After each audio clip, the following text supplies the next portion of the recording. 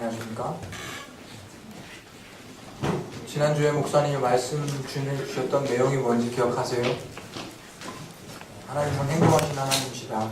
그 말씀으로 저희가 지난주에 말씀 나눴습니다. 오늘은 요한복음 4장 3절로 4절의 말씀을 가지고 통행하셔야 하겠는지라 라는 제목으로 말씀을 나누고자 합니다. 함께 요한복음 4장 3절로 4절까지 읽도록 하겠습니다. 다 찾으셨죠? 그럼 같이 읽겠습니다. 유대를 떠나사 다시 갈릴리로 가실새 사마리아로 통행하셔야 하겠는지라. 아멘. 함께 기도하겠습니다. 하나님 고맙습니다. 감사합니다. 사순절 기간을 지내는 저희에게 다시 한번 예수님의 귀한 그 걸음을 기억하며 그분이 행하신 일들을 저희가 알아보기를 소원합니다. 성령님, 이 자리에 함께 하심으로 저희가 온전히 하나님께서 주신 말씀 가운데 접대하시고 그 말씀이 얼마나 크고 놀라운지 경험하는 귀한 시간 될 수 있도록 역사하여 주시옵소서. 감사합니다. 예수님의 이름으로 기도합니다. 아멘. 오늘 말씀은 저희가 잘 아는 수가성 여인, 사마리아 우물가의 여인이란 노래로 잘 아는 그 말씀에 대한 부분입니다.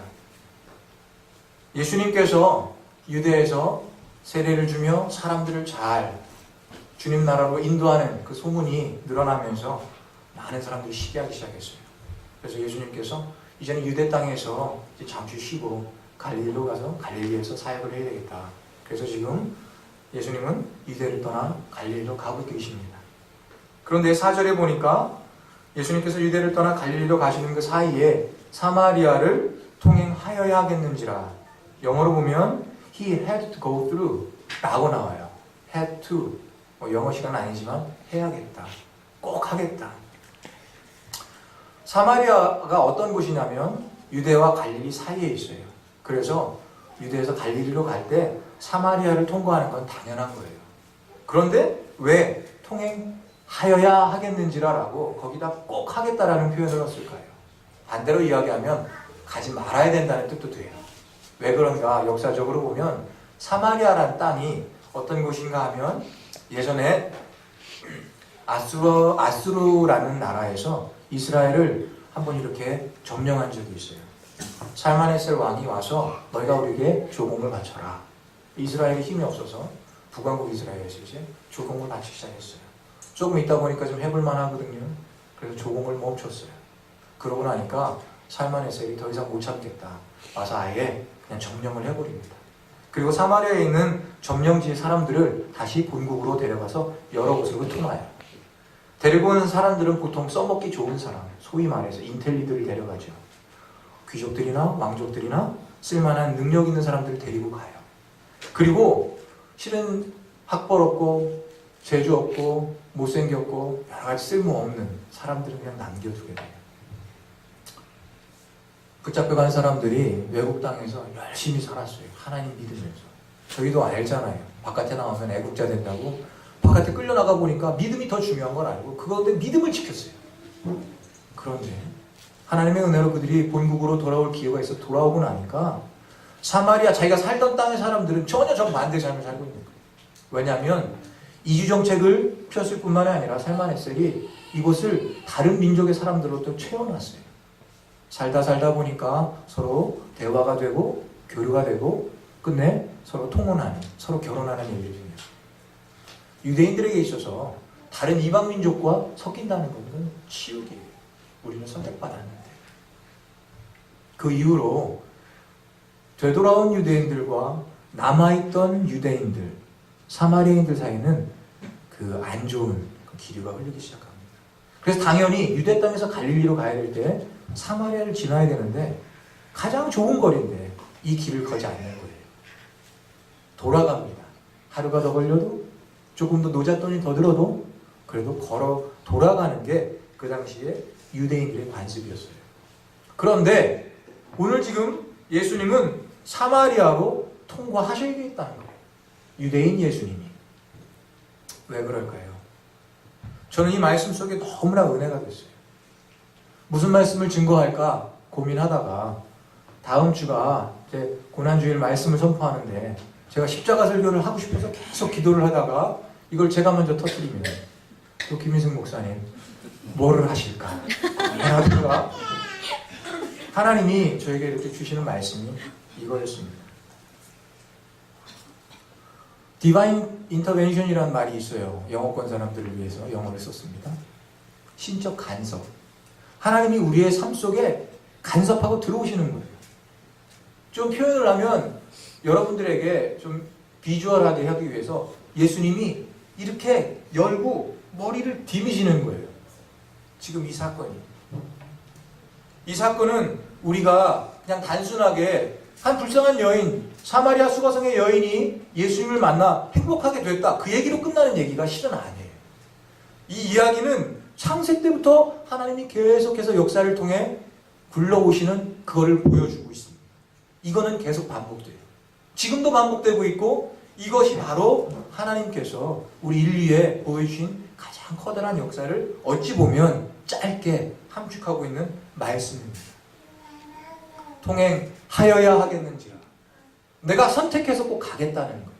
그럼 왜 하나님은 예수님을 굳이 선택해서 자신의 유대인의 관습을 깨고 사마리아 땅을 통과해야만 할까요? 짧게 말씀드리면 사마리아를 사마리아답게 만들기 위함입니다. 수가성 여인을 진정한 수가성 여인답게 만들기 위함입니다. 아까 그 사마리아의 배경을 이야기했는데 제가 빼먹은 게 있어요. 일부러. 뭐였냐면 사마리아는 어떤 땅인가? 북왕국 아까 말씀드렸지만 수도였어요. 수도는 그냥 아무데나 세우는 데가 아닙니다. 전략적 요충지나 무엇인가 풍부한 곳이나 가기 좋은 곳, 좋은 것이 많이 나는 곳, 살아남기 좋은 곳, 좋은 곳이에요. 사마리아는 바로 수도였습니다. 그리고 사마리아는 어떤 땅이냐면 말씀을 보면 5절에 사마리아에 있는 수가라 하는 동네에 이르니 야곱이 그 아들 요셉에게 준 땅이라. 그리고 그곳에는 야곱의 우물이 있더라. 야곱 어떤 사람입니까? 이스라엘 백성들에게 있어서 야곱 그러면 3대 건들 수 없는, 태클할 수 없는 세 분 중에 한 분이에요. 첫 분이 아브라함, 두 번째 분이 이삭, 세 번째 분이 야곱의 역사가 묻어있는 그 땅, 야곱이 직접 판 그 우물이 있는 그 땅, 그 땅은 실은 값주고 사기도 힘들 것 같아요. 유대인이라는. 그리고 또 모세가 이스라엘 백성들을 애굽 땅에서 끌고 나왔을 때에 하나님이 주신 말씀을 다 가리키고 나서 마지막으로 모세는 이제 못 들어가잖아요. 들어가기 전에 하는 일이 있어요. 뭐냐면 백성들을 둘로 나눠서 그리신산과 에발산에 딱 놓고 말씀을 선포합니다. 하나님 우리에게 주신 말씀이 이런 거다! 라고 말씀을 하시면서 죄송합니다. 다 일러주죠. 이렇게 하면 너희가 복을 받을 거다. 저렇게 하면 너희가 복을 받지 못할 거다. 실은 저렇게가 아니라 이렇게 하지 아니하니. 그때에 복을 선포하는 산이 그리심산이었고요. 저주를 선포하는 산이 에발산이었어요. 이스라엘에게 있어서 모세가 하나님의 율법을 쫙 설명해주고 그리하면 복을 받을 거다! 라고 선포했던 산이 그리심산인데 얼마나 이스라엘 백성들에게 의미가 있겠어요. 그런데 지금 어떻죠? 유대 사람들, 하나님의 백성들 그 땅을 가기를 싫어해요. 사마리아 땅은 이제 더 이상 축복의 땅이 아닙니다. 사마리아 땅은 더 이상 전략적 요충지가 아닙니다. 사마리아 땅은 더러운 땅입니다. 사마리아 땅은 아무도 가기 싫어해요. 그래서 선한 사마리아인 얘기가 왜 나오는지 알아요? 선한 사마리아인을 반대로 이야기하면 사마리아인들조차도 선할 수 있네? 라는 겁니다. 다른 말로 얘들아 저 못돼 먹은 사마리아인들도 선한 일을 하는데 너희는 어떠냐라고 반대로 얘기하는 거예요. 그것만큼 사마리아는 무시당하는 땅이에요. 아까 말씀드렸죠. 예수님이 왜 이 땅에 꼭 오셔야만 했는가? 왜 해집고 예수님이 직접 오셔야 했는가? 그건 바로 그 땅을 회복시키기 위함이에요. 말씀을 한번 천천히 나눠보겠습니다. 지금 보면 사마리아 여자가 물을 기르러 왔음에 예수께서 물을 좀 달라 하시니 9절에 사마리아 여자가 거르되 당신은 유대인으로서 어찌하여 사마리아 여자 나에게 물을 달라 하나이까 하니 이는 유대인이 사마리아인과 상종치 아니함이로라. 예수님은 큰 눈이 있잖아요. 저희같이 조그만 거 갖고 싸우지 않잖아요. 그러다 보니까 예수님 안에 회복시키고 싶은 사마리아 땅이 보였습니다. 그 일을 어떻게 시작하시냐면 유대인이 사마리아 땅으로 들어와 어떻게 보면 가장 낮은, 이제 설명하겠지만 그 소외받고 버림받고 무시당한 땅 안에서조차도 또다시 소외당하고 무시당한 그 여인에게 찾아오셔서 만나는 일로 시작을 하십니다. 뭐죠? 유대인 남자, 그것도 좀 그럴듯한 12명의 사람들을 끌고 다니면서 좀 있어 보이는 그분이 가장 보잘것없는 땅에, 그 중에도 보잘것없는 여인과 만나줘요. 이것이 뭐냐면 상상할 수 없는 거예요. 말씀하잖아요. 유대인이 사마리아인과 상종치 아니하는데 당신이 나를 상종합니까? 나에게 물을 달라 애스킹을 합니까? 그런 생각을 해봤어요. 이민 살다 보니까 참 이런 설명이 잘 이해가 되더라고요. 많이 일해보잖아요. 그쵸? 저도 많이 일해봤어요. 눈치 보면서. 열심히 일하다 보면 막 그 백인들로부터 왠지 모를, 제가 느끼는 건지 모르지만 많은 이런 것들이 와요. 그러면서 그러죠. 에이, 이민 괜히 왔어. 이게 뭐야, 이 고생하면서.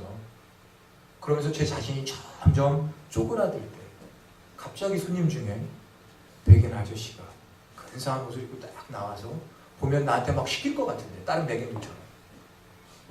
이게 꼭 인종주의 같아서 죄송하지만 이민의 역사입니다. 그분이 구제하더니 한마디만 하면 갑자기 싹 녹는 거예요. 저분이 나를 시켜야 되는데 저한테 도와달래. 나이스하게. 왠지 모르게 그래, 이 땅에서 한번 살만해. 그런 마음이 들잖아요. 지금 마찬가지예요. 유대인들이 어쩌다가 이곳에 들어오면 옵스! 잘못 들어왔네? 에이 그러고 가야 되는데 그 사람이 지금 내 앞에 있어요. 괜찮은 사람이에요. 그 사람이 저한테 물 좀 주시겠습니까? 라고 애스킹하는 거예요. 예수님은 지금 깨어진 관계 속에 들어오고 계십니다. 그리고 그 관계 속에서 회복을 바라고 계십니다. 또 하나가 있습니다. 여인의 상황을 예수님이 딱 보여주시잖아요.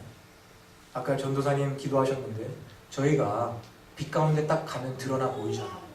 예수님 앞에 있으면 저의 존재가 다 드러나잖아요. 그런데 사마리아 여인은 드러나는 줄 모르고 있었어요. 그냥 당신은 유대인이고 나는 사마리아 여인이고 우린 상관이 없습니다로 끝나려고 했는데 예수님이 자꾸 말을 걸어요. 그러면서 끝내 이런 말을 합니다. 남편 좀 데려와라. 남편을 왜 데려와야 할까요? 예수님은 그 여인의 삶 속으로 다시 한번 인터벤션, 간섭하시는 거예요. 이제는 사마리아 땅이 아니라 그 여인, 사마리아 소외된 그 속에서도 가장 소외된 그 여인에게 다시 한번 들어오세요. 야, 네 남편 좀 데려와라. 뜬구름 없죠? 모르면 뜬구름이 없어요. 그쵸? 우리 인생이 그래요. 근데 알면 다 목적이 있어요. 예수님이 그에게 물어봤을 때 여자는 너무 아팠어요. 이런 생각이 들지 않았을까요? 참, 여선놈한테도 힘들었는데 저놈마저 나를 힘들게 하는구나. 예, 그렇지 않았을까요? 예수님은 남자였어요. 남자들로부터 힘들었던 여자. 제가 볼 때 이 시간에 좀 치사한 놈이죠. 자기가 물 길러 오면 되지. 나갔을 것 같진 않아요. 그 여자랑 같이 머물러 사는 사람들의 그런 부류를 봐서는. 여자가 물 길러 왔어야 될 걸 보면 힘들었던 것 같아요. 그리고 그 시간은 땡볕이 내리쬐는 정오 12시쯤. 아무도 우물가에 오지 않는 그 시간에 그 여자는 물 길러 왔어요. 뭐죠? 사람들을 회피하는 거예요. 왜요? 내 속에 너무 아픔이 있어요. 남들에게 보여주기 싫은 그런 나의 상처가 있어요. 수치가 있어요. 근데 그걸 건드려버리는 거예요. 남자가. 짜증나죠. 하지만 예수님의 앞으로의 진행을 보면서 저는 그것도 봐요. 저 여인에게 하나님은 새로운 가능성을 보여주시는 건 아닌가. 야, 남자도 좀 괜찮은 놈들도 있어. 나처럼. 뭐 그런 거 아닐까요? 장난 같지만 저는 그 부분에서 하나님이 얼마나 세심하게 그 여자를 터치하시는지를 봤습니다. 또 한 가지 문제가 있었어요. 이 여자 아까 좀 전에 설명한 것처럼 이 여인은 동네 사람들을 피해 다녀야만 됐어요. 왜? 수근수근거리는 거예요. 야야야, 저 여자 같다, 저 여자 같다. 저 여섯 번째, 일곱 번째 몰라. 신경도 안 써. 사람들은 사마리아 여인이 나타나기만 하면 왠지 꼭 뭐 벌레 묻는 것처럼, 더러운 거 뭐 묻는 것처럼 피해 다녔어요. 그럼 수근거렸어요. 아마 그랬을 겁니다. 그 여인이 어떻게까지 회복이 되냐면 예수님의 그 인터벤션을 통해서 여인이 변화돼요. 그러고는 달려갑니다. 동네를 향하여 예수님을 남겨두고 달려가요. 달려가서 뭐라고 그러냐면 여보시오, 여보시오, 나의 모든 것을 아는 사람이 지금 저기 있습니다. 내가 물어보니까 그리스도라고 합니다. 한번 당신들도 만나보시지 않겠습니까? 이 부분에서 저는 참 저희 크리스찬으로서 생각해 봐야 될 게 하나 있다 생각합니다. 구원은 저희가 개인적인 거라고 얘기하잖아요. 그렇죠? 구원은 개인적인 거예요. 하지만 구원은 정체되어 있으면 안 돼요. 구원을 내 가운데에 그냥 모셔두면 안 돼요. 여인은 뭐였냐면 자기에게 새로운 구원이 있을 때에 그 구원을 가지고 달려나갔어요. 더군다나 사랑하는 사람 아니요.